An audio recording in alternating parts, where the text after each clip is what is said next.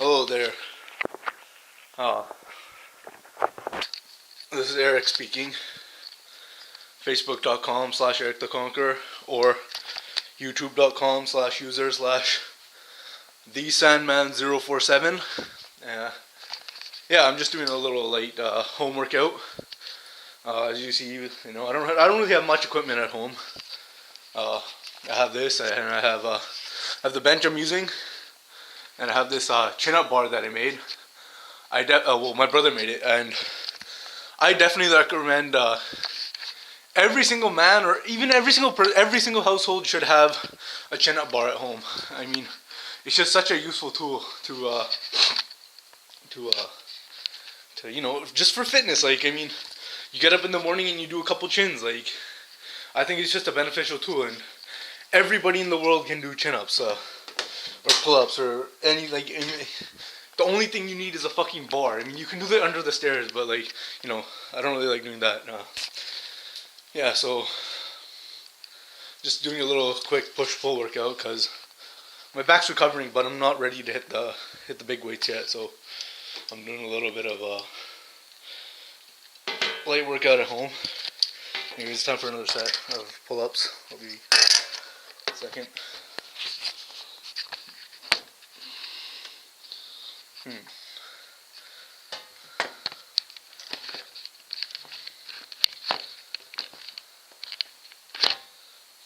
I don't know if you can see anything, but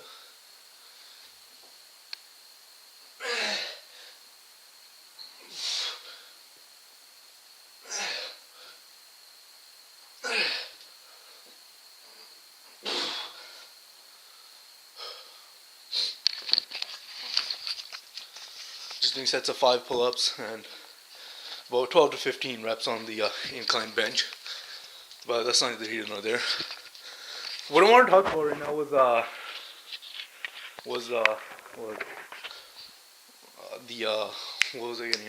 ankle flexibility and foot flexion. What I like to do is I like to take some sort of a surface or something like that, something round, and I like to step on it and roll my entire foot over it to kind of get the you want to loosen up the whole foot and just kind of roll over it. You want to roll over it and kind of just get everything loose and nice and loose. It'll hurt a lot. It works a lot better with a tennis ball, but I'm pretty sure. Yeah, my dog took my tennis ball there, and yeah, that's okay though. So yeah, you want to roll your feet out. Oh, this works well too. You just have to roll your feet out on anything like this. It'll hurt a lot. And anywhere there's pain, make sure you just stay on that area and just apply some light pressure there. And that should break up some of the tension in your feet. The second exercise I suggest you do is the bow. And the bow, we do that by making a ball with our fists and putting it in our buttocks and extending forward. Thrust your pelvis forward and inhale hard. I want you to do that for, a minute or two. And then after that, do the exact opposite of it. This should loosen up any tension that you have from in the upper back area and lower back region. And once you're done that, I want you to get into a squat position. I don't know if you can see this. And the thing is, this isn't a real squat. I mean, yeah, you want to be on your heels at the beginning, but then you want to kind of tip forward and stretch out the, see if you can see this. You want to stretch out this area right here. It's okay if your heels come up because you want the pressure to be on your toes right now so that you can work on your, what is this called? Dorsiflexion. And keep going.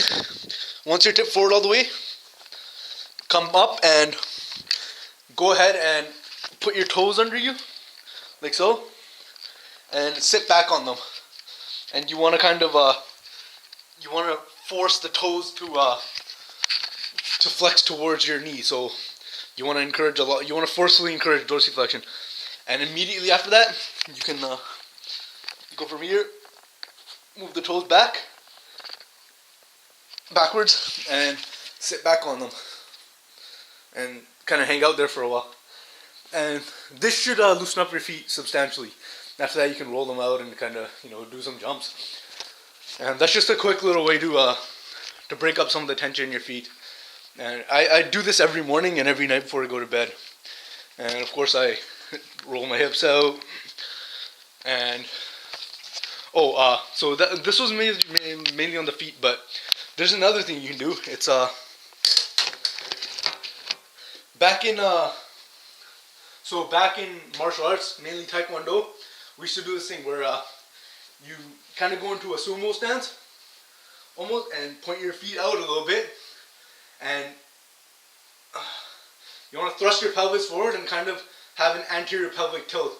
Once you do that, you want to come up here and just go punch a few times, and make sure you lock out your elbow at the back.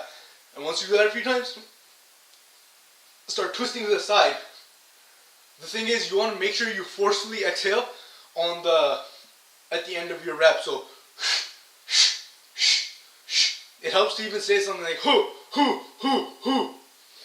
And doing that will ensure that your spine maintain spinal integrity, because when you exhale sharply or go hoo, it tenses up your abdominals and your inner abdominal walls, and when you're twisting, it'll make sure you stretch out everything in your back and your spine without actually damaging it.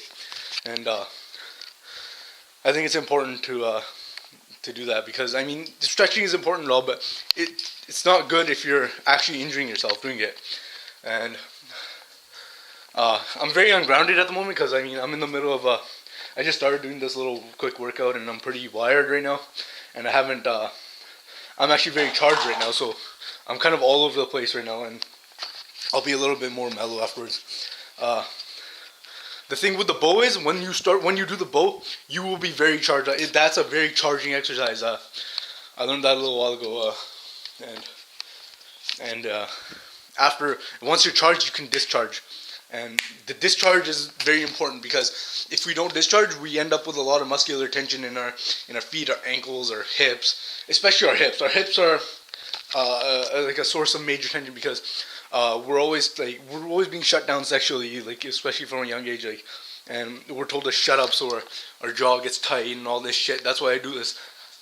That's why I do all these crazy exercises to loosen them up, because I know I've accepted that the tension's there, and it needs to be remedied. I'm gonna do another set now.